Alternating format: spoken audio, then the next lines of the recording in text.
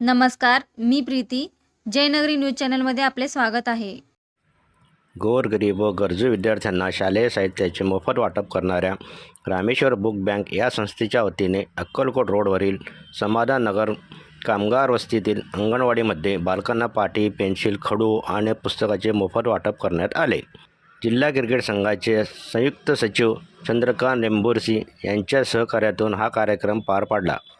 श्री रेंबोर्स यांनी सर्व साहित्य संस्थेकडे सुपूर्द केले. या साहित्याचे वाटप समाधान नगर येथील अंगणवाडी संजय पाटील यांच्या हस्ते व मल्लीनाथ याळगी यांच्या प्रमुख उपस्थितीत करण्यात आले.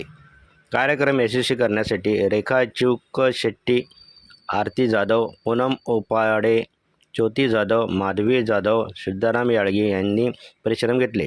सूत्रसंचालन अंगणवाडी शिक्षिका पूनम पाटील यांनी केले.